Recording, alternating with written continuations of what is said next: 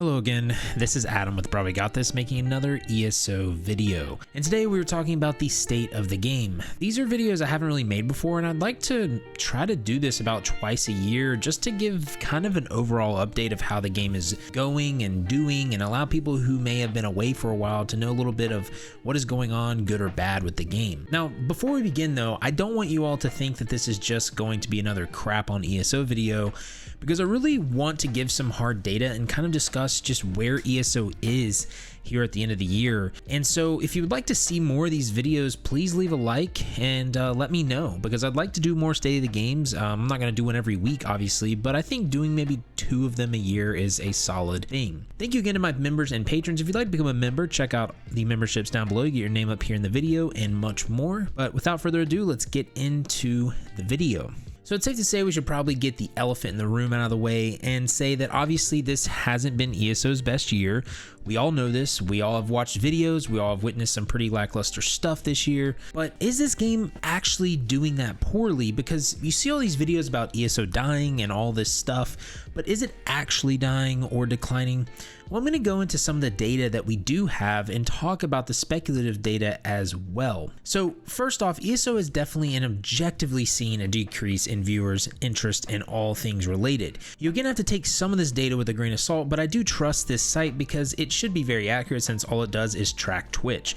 But Twitch Tracker shows us some interesting data that is pretty eye-opening. I also have data of my own channel that shows some similar trends, but when we look at the Twitch Tracker, ESO has seen a significant drop off in average viewers, peak viewers, and just a drop off in general. When you compare this to its previous years, it's still a little higher than 2017's average and 2016's average, but the alarming thing is the fact is when you compare to last November, you almost see about 1,000 average viewer decrease from 2000 to like 1,100 in November there. Now, when you look at the graph on Twitch Tracker, you see that ESO was pretty steadily growing, I would say, and since last year though, it's been declining. Only time will tell if we hit those really low numbers in 2017 or 2016, but it feels like it's trending that way. But are viewers an indication that a game is dying, or is it an indication of what the state of the game is really like? I think that's a yes and a no. Yes, in the fact that if you don't have as many eyeballs watching your game and viewership is declining, then it's safe to say that either your game isn't fun to watch, isn't fun to play currently, or there is a lack of interest in some way currently in the game. And under this, you have another layer that is caused by other game releases, expansion release timings, and other factors of the season. So like, in November we had like 1,000 games released, so that is a big factor.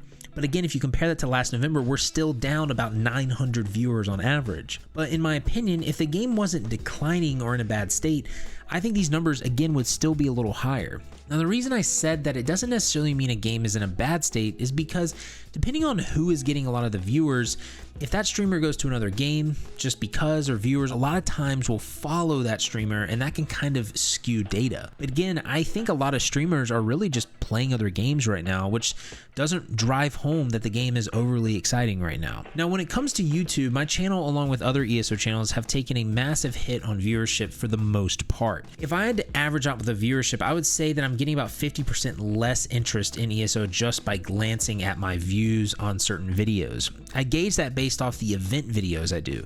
Typically they get around 31k views, but recently a lot of them have been getting around 15 to 16k views last time I looked. These are always surefire videos that a dedicated group of players in ESO will always watch. This shows me that it's getting almost half the interest, and it's extremely lower than normal.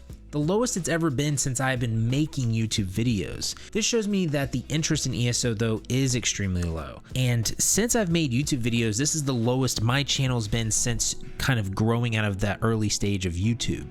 This is a massive reason why I make other types of videos now on the channel.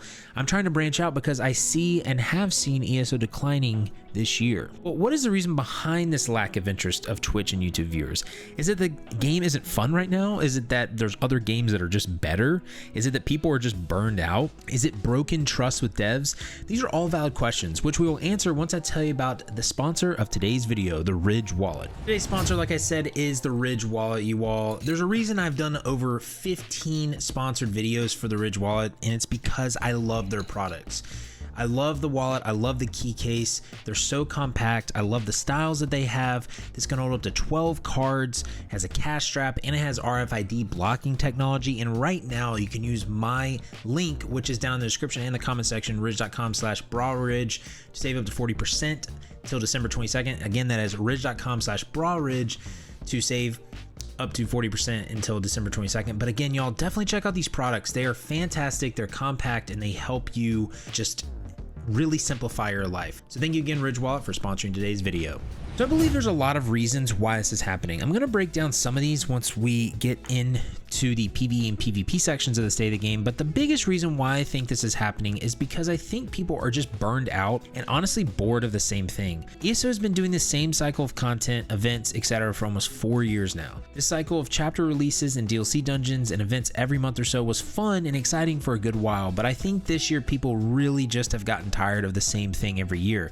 ESO really needs to mix up just what they're doing. I think it's just the same old thing but rinsed and repeated. They need to either take a break, they need to change things up, but they need to do something different. I also think players are now waking up to the fact that the combat changes are so frequent and it really doesn't allow you to go for a build if you want to play the best build in time because it changes in 3 months. Another big reason I think is that a lot of PvE YouTubers like myself are saying, yo, this game isn't in the best place right now. It's actually allowed people to have an open mind of feedback and helps them realize that they don't have to play the game if they aren't having fun. They can criticize it and be constructive with it. And again, talking about the amount of players that play this game, we have no idea how many players play this game. They said that like they passed 21 million players, but that has got to be speculative. There's all these websites out there that have this data, but how accurate are those websites? Because they're not tracking, you know, the launchers. They're not tracking console players. Like, how are we supposed to know how many are on each server? It's just really hard to actually know how many people are actually playing this game right now. But now I want to go into the detail of specific parts of the game and their state. So obviously I play a lot of PvE, so the most of my commentary here will be about that side. But the PvE side of things is vast, and I said this in a recent video, but you have to look at this from two different sides. If you're coming into the game as a fresh player right now, the PvE state of the game is pretty great for you. You have so much content and things that you can do that you will be busy for a long time depending on how much you play each day. Now, when it comes to the community side of that, I don't know how the community is going to be by the time you get caught up to speed, but when you look at the PvE state of the game from a perspective of a veteran player, it's a completely different perspective. It's not in a great state right now, in my opinion, because when you look at like raiding, a lot of prog groups, according to Nephis, has been diminished in a lot of ways because of either burnout, the change fatigue, or people just moving on to other games. That is not good for the game because these groups help continue and build the high end PvE scene. They also help people progress through difficult trials. Without these kind of people, the PvE side of things is going to die out. When it comes to the more casual side of the state of PvE, again, there's a lot of content to go through, but even players at the mid-level were getting affected by some of the most recent changes. Another big situation is the fact that the past expansion and chapter really didn't meet expectations of the PvE community. Players were not happy about the card game. That really hurt the game, or at least the community of the PvE side. People wanted something else. We weren't gonna ever get a class, we know that, but they wanted something else, and the card game was just a huge misfire. But in general, I think the PvE side of things is pretty easy for the majority of players, and I think a lot of players think ESO is too easy. People want the game to be harder, and so that's another thing I think that people are looking for. They want this like Overland Plus mode, but we haven't heard anything about that. We don't even know if that would ever happen. So I just think that's another side of it that I think we need to talk about, or at least bring up, is that the game for a lot of people is just too easy and they don't like that. Another thing is ESO has a lot of content, but the problem is once you complete the content, it's kind of over in that sense. I really think that the PvE state of things, or state of the game, has a lot of room for improvement. ESO has great PvE, it has great questing, it just needs to revamp older systems and provide deeper and more meaningful rewards and grinds. Now, for the PvP side of things, like I said, I won't have much to say on this because I don't PvP. All I'll say is check out Deltia, Sawman, and the Real Godzilla. These are some PvPers that I know of that have a good concept of the state of the game for PvP. I do know that they did some fixes this year. It was solid, and then I think it broke, and I'm not sure how how it's running now, but I would definitely check their videos out for how the state of the PvP is. But let's talk about the state of ESO when it comes to the communication. This is a dicey one because I'm sure a lot of you have seen certain tweets from the creative director this year, and some of the tweets have been deleted. And I'm not going to really comment on all that. I'm not really like wanting to get in the weeds on that, but I just want to kind of briefly talk about how I think this isn't a great look. Like, again, I understand having frustrations and letting frustrations out on social media. I've definitely done this before, but when the creative director of the game is kind of lashing out on social media, I just don't think that's a good look for the game. I don't think that shows that the game is in a good place. They also had an issue with the launch of Fire Song that they ended up giving people, I think, a pet, which is good that they wanted to help, make amends, but I think some people really didn't appreciate that that's all they got for the money they spent on the DLC. But back to communication, something I think ESO just really needs to improve on is communication. It's in a very bad state right now. The biggest issue with the massive combat changes they had this year is communication. Everyone just wants to see the vision. Everyone wants to see what the combat team is visioning. They talk about trusting them and trusting the process, but when we have no idea where the game is going, or no idea where the combat is going, or if it will change again, it's really hard to trust.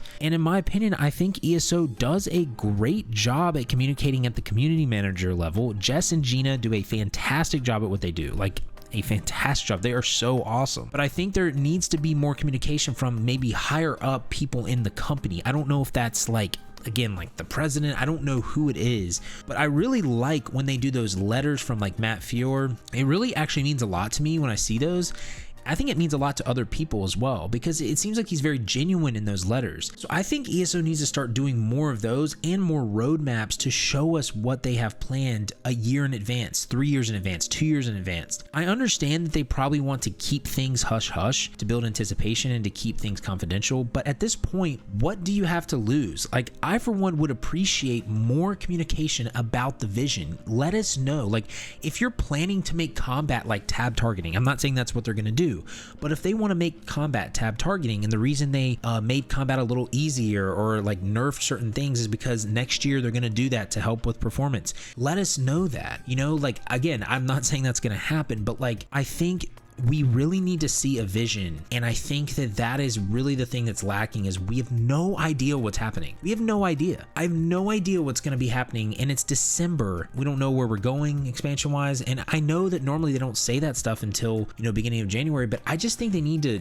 let us know a little bit more. So in all, the state of the game as a whole is just stagnant right now. We really have no vision of what's coming in 2023. The community is on edge. The viewership and interest is declining. So we are kind of in a pickle as ESO players. Next year needs to be an awakening for this game, or it will reach, I think, the lowest interest it has ever had, in my opinion. I mean, again, y'all, just look at the data. It's been declining since 2020, ever since the end of Greymoor. The data shows it. The community voice shows it. People are not happy. And it seems like the vibe around the game is showing. It just feels like people aren't excited. There's like not excitement. Like, this is the least excited I've been for ESO in a while. And again, this is not to take shots at the game, but it's just truly where the game is at right now. But if you are a new player and you're watching this video, this could be a very depressing video.